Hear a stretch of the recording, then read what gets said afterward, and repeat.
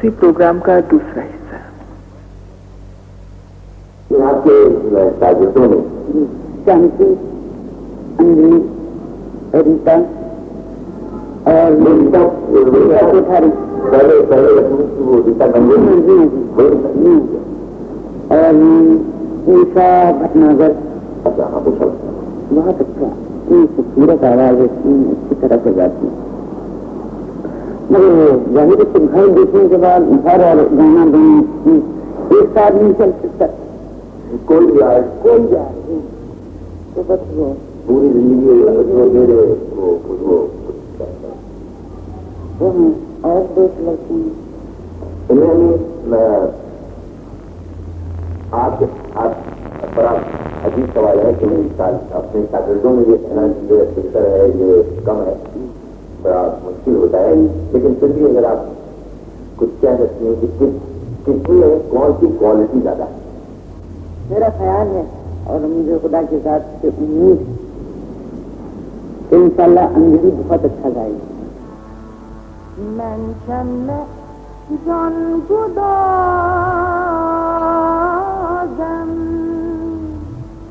Tu Shubhodil Kushoy Tuzem Geret Nadinem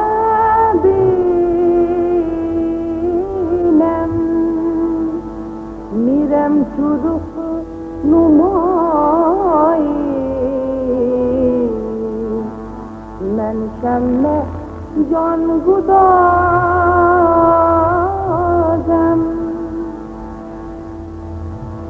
Nezdiket inçuninem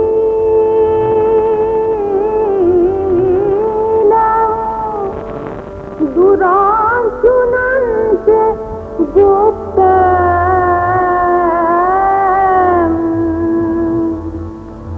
Ney sobe وصل دارم نہیں طاقت جدائی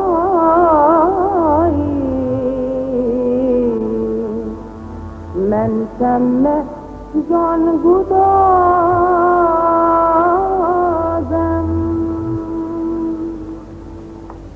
یہ تو میری خوش قسمتی ہے کہ بیگم اختر نے مجھے ایک عزیز شاگرد ہی نہیں بلکہ بیٹی کی طرح سمجھا۔ انہوں نے جس پیار سے مجھے سکھایا تھا وہ میں بھلا نہیں سکتی۔ اپنی طرف سے انہوں نے سب کچھ سکھانے کی کوشش کی۔ ہماری اپنی کمزوریوں کی وجہ سے بہت سی کمیاں شاید رہ گئی ہیں، لیکن ویسا استاد بہت کم لوگوں کو نصیب ہوتا ہے۔ وہ نہیں ہیں لیکن ان کی آواز میرے کانوں میں گونجتی رہتی ہے۔ ان کی شخصیت کی دلکشی ایک بڑی ہی نایاب چیز تھی جو بھلائے نہیں بھول سکتی۔ یہ تھے محترمہ انجلی بینرجی کے جذبات بیگم اختر کے بارے میں۔ اس سے پہلے انجلی نے فارسی میں امیر خسرو کا قطعہ پیش کیا اور بیگم اختر نے انجلی بینرجی کے گانے کے متعلق اپنی جن امیدوں کا اظہار کیا تھا انہیں قوی تر بنا دیا۔ ایک بار میں نے ان سے پوچھا، تمہاری مقبولیت کا کیا راز ہے اختر؟ وہ بے ساختہ بولی، جی میں کیا بتا، کوئی خاص کوئی خصوصیت تو میرے گانے میں ہے نہیں۔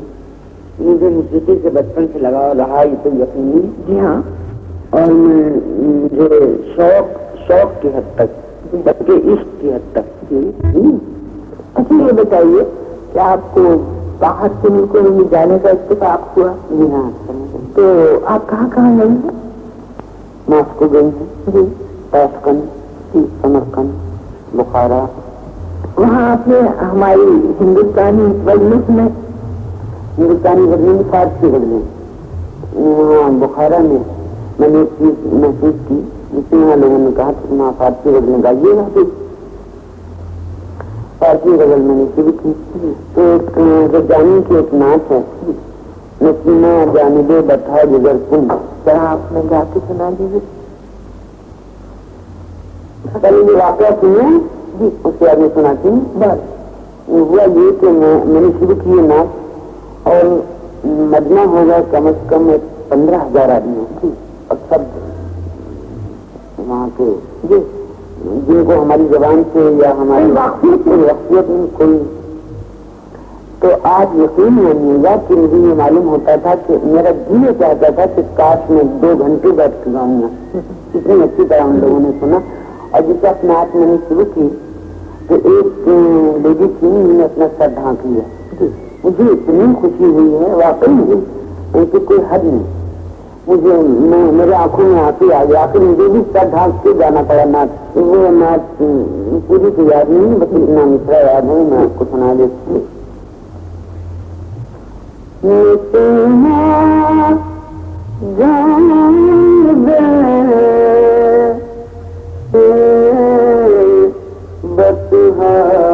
گزر کن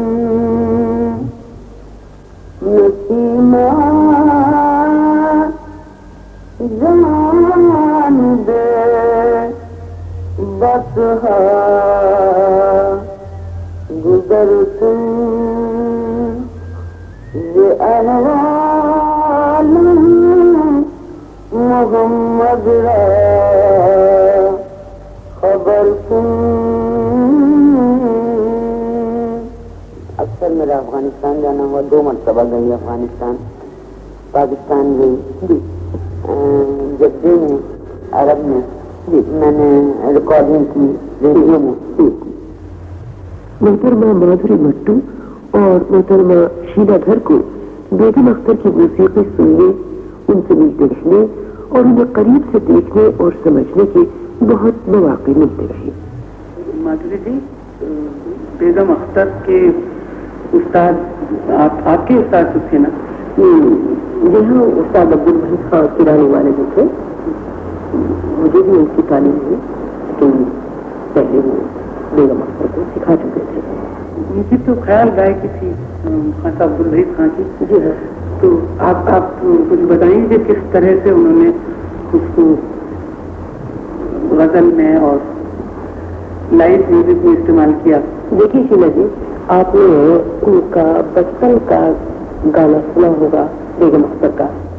تو اس وقت جو ان کے گانے گائے ہوئے تھے, غزلیں اور دادرے اور ٹھمریاں وغیرہ, تو آپ نے دیکھا ہوگا کہ آواز بہت صاف تھا, روشن تھا, سب کچھ تھا. اس میں کئی باتیں تھیں, لیکن ایک چیز اس میں نہیں تھی جو کہ استاد صاحب کی تعلیم کے بعد ان کی گائکی میں پیدا ہو گئی. وہ تھی ڈیپتھ, گہرائی. لیکن خاصا سے انہوں نے کچھ عرصہ خیال کی تعلیم لی, جس سے خود بخود ان کی گائکی میں تبدیلی آتی چلی گئی. اور وہ تبدیلی اس طرح سے جہاں تک میں نے محسوس کیا وہ اس طرح سے آئی کہ انہوں نے خیال گائکی کو تھوڑا سا ٹھنڈی میں انہوں نے ڈھالا. اور سر تو کیا کہنا, ماشاء اللہ ان کا ایسا سر تھا کہ اتنا مزہ ہوا سر میں نے شاید ہی کبھی سنا ہے. اور اتنا پورا سر آتی تھی کہ یہ ہر جو کچھ بھی کہتی تھی اس میں ان کے جذبات بہت اچھی طرح سے نمایاں ہوتے تھے. میں بھی یہی سوچ رہی تھی کہ تکنیکی نظریے کے علاوہ بھی ایک ایسی تبدیلی آئی تھی بعد میں کہ جیسے ایک روحانی بات, جیسے جیسے ان کی شخصیت ابھرتی گئی تو تکنیک تو تھی ان کے پاس خیال گائکی کی, لیکن فرق یہ معلوم ہوتا تھا کہ جیسے پہلے کے ریکارڈ میں بہت روشن اور بڑے خوبصورت کی چیزیں تھیں, لیکن جیسے کہ گوائی جا رہی ہوں اور آخری دنوں میں ایسی کیفیت تھی کہ جیسے روح ان کی اپنی گا رہی, ایک ٹھہراؤ اس میں پیدا ہو گیا تھا. ان کی روح کی آواز تھی, وہ سدا ان کی دل سے آتی تھی. آج اگر کوئی غزل وہ اس طرز میں گا رہی ہے تو کل دوسری طرز میں گا رہی ہے. آج وہ جاگرا کوئی مت کر پکار وہ ایک طرز میں گا رہی ہے تو 4 روز کے بعد کسی اور طرف میں چلی گئی. یعنی کہ وہ ایک क्रिएटिव माइंड बहुत ज्यादा। मुझे भी याद है एक दफा कि गालिब सेंटेनरी के सिलसिले में एक प्रोग्राम था जी, तो ऐसा इत्तेफाक था कि हम उनको ले जाने वाले थे, 2-3 लोग ले जाने के लिए गए, तो उसी वक्त तर्क बना रही थी किसी गजल की कि बिटिया ये अच्छी है या ये अच्छी है, नहीं पसंद है। तो फिर तब उन्होंने तय करी जाने से आधे घंटे पहले, और वहाँ पहुंचे हम, प्रोग्राम शुरू हुआ, वो गजल शुरू हुई और कोई नई तर्क, उस तर्क का कोई सवाल ही नहीं, और ऐसी गाई के लाजवाब, उन्हें खुद भी नहीं होगा कि क्या मालूम नहीं क्या हुआ। मैंने ये ना उसको क्रिएटिव माइंड था, हर सब एक नई चीज उनके दिमाग में आंखें चली जाती थी। मेरे ख्याल में शायद भी कोई ऐसी गजल पूरी गाने वाली हस्ती रही होगी हिंदुस्तान में जिसका इस कदर वसी असर हुआ। हिंदुस्तान की एक मयार अपना खुद ही, कोई ऐसा गाने वाला या बजाने वाला किसी भी फील्ड ऐसा नहीं है जिसने असर न लिया। और सुनने वालों को तो कहने क्या, कम से कम हमारे जनरेशन के जो लोग हैं, कोई भी ऐसा नहीं हुआ शायद जिस पर असर न हुआ। बहुत गहरा असर, यानी जो अपने जिंदगी के सबसे मजेदार लम्हे हैं वो किसी न किसी तरह बेगम अख्तर के गाने से कहीं ना कहीं, जो खासतौर पर जो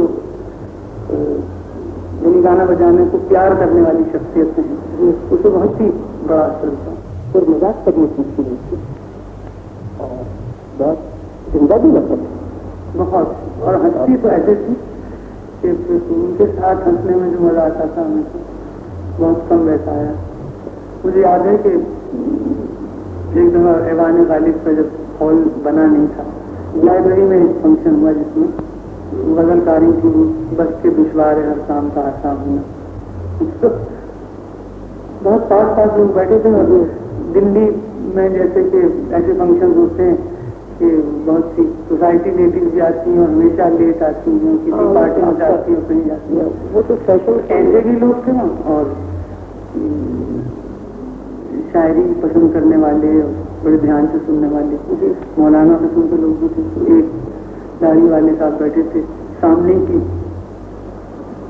कतार में, और ये 2 मोहतरमाएं आई, जल्दी घड़ी देखती, साड़ियाँ संभालती, एक इधर बैठी है, मौलाना साहब बेचारे बीच में रहते, वो अपनी आस्तीन बचा के और इधर देखे उधर देखे, और ये आपस में एक दूसरे से बात कर रही थी। तो आज नई दिल्ली के अंदाज में बाल वाली हिला के एक ने दूसरी से कहा, आई लव गजल, दूसरी ने कहा yes I also I don't understand that Urdu is such a beautiful language. मौलाना साहब और भी परेशान कि किसी तरह से ये लोग हटे हैं। ये जब सिलसिला चलता रहा, अच्छा फिर वो गा रही थी, उन्होंने कहा कि खाए दूध पशेमा का पशेमा होना। तो ये मोहतरमा ने फिर बाल हिला के और फिर बैठ के कहा दूसरी अपनी दोस्त से, do you know what's the meaning of दूध?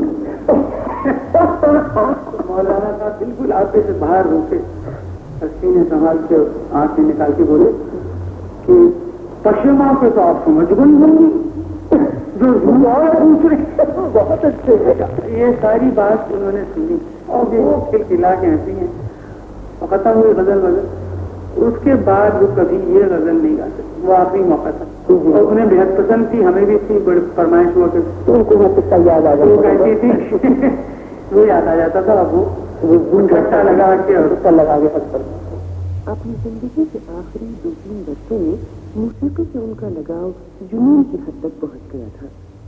मुझे यहाँ वहाँ से खबरें मिलती रहती थी कि आज मुंबई में है तो कल कलकत्ते में, दिल्ली आती तो उनकी मसरूफियत का हाल में खुद देखती। कोई रात ऐसी न गुजरती जबकि वो कहीं न कहीं अपनी मूसीकी का जादू न जगा रही है। दिन को कदरदानों और दोस्त अहबाब के जलसे लगे रहते, सब की आराम मकसूद हो चुका था। इश्तियाक साहब को अरसे से ये महसूस हो रहा था कि अख्तर इश्क मूसीकी में अब अपने को तबाह किए ले रही है, मगर यही उनकी उस्ताद तबाह थी। वो रोने पर आती तो आंसू की दरिया बहा देती, اور ہنسنے پر آتی تو بس پھول کھلے ہیں گلشن گلشن.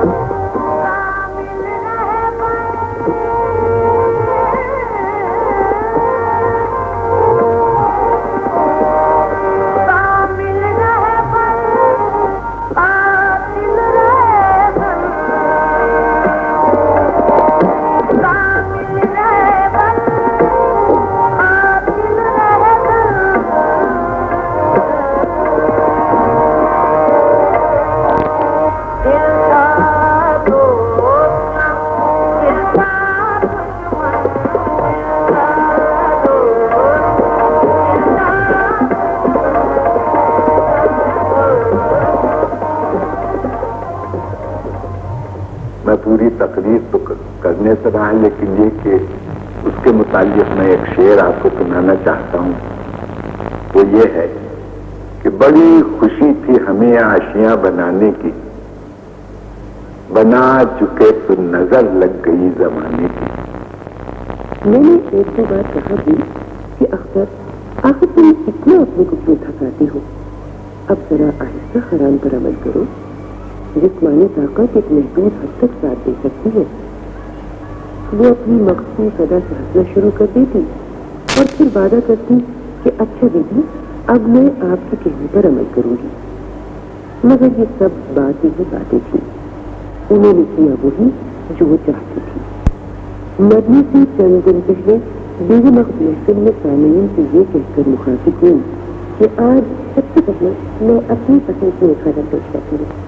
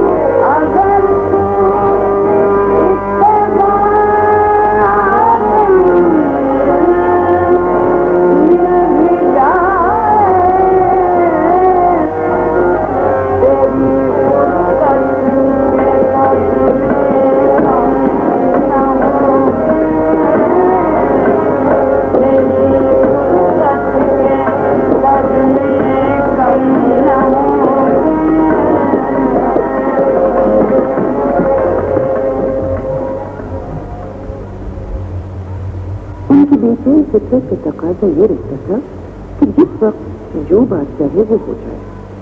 उनकी हर ख्वाहिश में एक बेसाखी होती थी और हर अदा में इंतहाई खुलूस और मोहब्बत।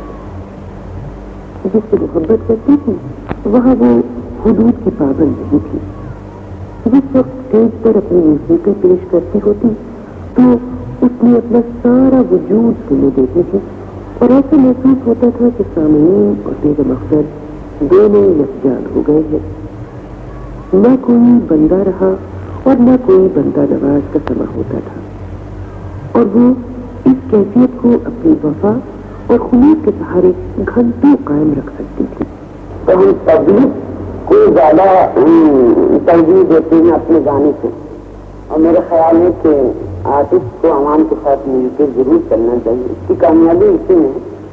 मगर अब मैं आज़ादी के बाद भी यकीन के साथ कह सकती हूँ, बल्कि भरोसे के साथ, बल्कि गुरूर के साथ कह सकती हूँ कि मैंने अपने सुनने वाले पैदा किए, बनाए हैं और मुझे उम्मीद है कि मैं इंशाअल्लाह जिस वक्त तक गाती रहूंगी अपनी ऑडियंस बनाती चली जाऊंगी। अल्लामा इकबाल का ये शेर उन्होंने अपने लिए सही कर दिखाया। खुदी को कर बुलंद इतना कि हर तकलीफ से पहले खुदा बंदे से खुद पूछे, बता तेरी रजा क्या है। उन्होंने शादी करके घरेलू जिंदगी की ख्वाहिश इस शिद्दत से महसूस की कि उसे पूरा करके रही। फिर अपने फन के तकाजों को परवान चढ़ाने में भी कामयाब हुई और अपने नित्य उरूज पर पहुंचकर हमेशा हमेशा की नींद सो गई। ऐसा महसूस होता है कि अपने परवरदिगार से उनका यही समझौता था कि वो वक्त न आए कि वो नजरे इन्हितात हो, मौसीकी से दूर हो जाए और लोग उनके वजूद को फितरी जवाल के तहत भूल जाए। अब वो जिंदा जावेद है और उनके गाए हुए इस मिसरे से हम सब हमेशा फैजान हासिल करते रहेंगे। मेरा पैगाम मोहब्बत है जहाँ तक पहुँचे, मेरा पैगाम।